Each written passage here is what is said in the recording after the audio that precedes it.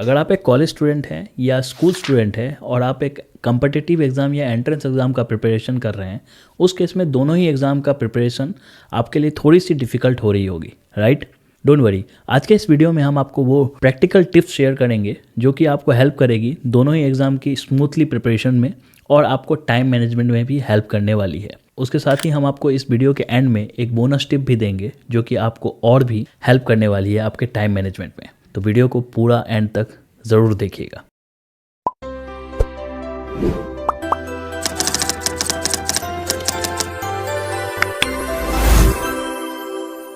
Step 1, understanding the challenge. First thing first, यानी कि आपको एक्नॉलेज करनी है एकेडमिक और एग्जाम प्रिपरेशन को एक चैलेंज के रूप में, और आपको ये चीज़ समझना पड़ेगा कि नथिंग इज़ इम्पॉसिबल और स्मार्ट प्लानिंग और कंसिस्टेंसी जो है वो सक्सेस का मूल मंत्र है और उसी पे आपको चलना है। Step 2, create a structured schedule, यानी कि आपको एक स्ट्रक्चर शेड्यूल फॉलो करनी है।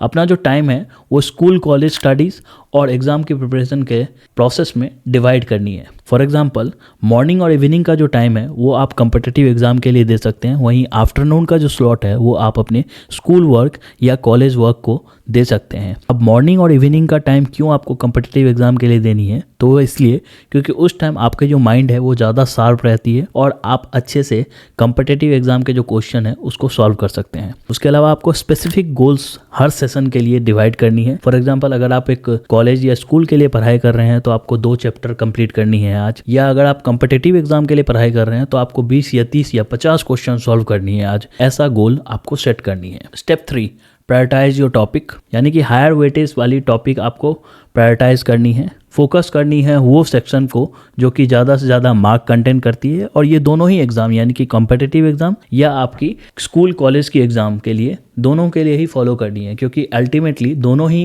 पेपर में मार्क्स जो है उसी का सारा खेल रहता है। उसके साथ ही आपको एंट्रेंस एग्ज़ाम की प्रिपरेशन के लिए सिलेबस को भी फॉलो करनी है। फॉर एग्जाम्पल, अगर आप जेईई मेन दे रहे हैं तो आपको क्लास 12 की जो बोर्ड की सिलेबस है उसको भी आप फॉलो कर सकते हैं, क्योंकि ज़्यादातर जो क्वेश्चन एंट्रेंस एग्जाम में पूछे जाते हैं उसका कहीं ना कहीं जो लिंक है वो क्लास 12 के बोर्ड के सिलेबस से ही रहता है। स्टेप 4, लिवरेज स्टडी रिसोर्स, यानी कि आपके जो दिनचर्या है उसको छोटे छोटे टाइम स्लॉट में ब्रेक करनी है। आपको प्रॉपर लंच टाइमिंग और बाकी चीज़ों के लिए टाइम देनी है और उसके बीच में 10-10 मिनट का गैप रखनी है, और उस 10 मिनट के गैप में आपको फॉर्मूलाज या कोई भी जो शॉर्ट चीज़ें हैं उसको प्रिपेयर करने के लिए रखनी है। Step 5, maximize small time slots, यानी कि आपको छोटे छोटे टाइम स्लॉट में अपने जो दिनचर्या है उसको डिवाइड करनी है। 2 घंटे आपने पढ़ाई कर लिया, फिर 10 मिनट का आपने ब्रेक ले लिया, लंच के बाद आपने 10 मिनट का ब्रेक ले लिया। ये सारे टाइम जो कि आप 10-10 मिनट का ब्रेक ले रहे हो उसमें आपको वो फॉर्मूलाज या वो चीज़ें याद करनी है जो कि आपको हेल्प करेगी कम्पिटिटिव एग्जाम और सिलेबस के एग्जाम को क्रैक करने में।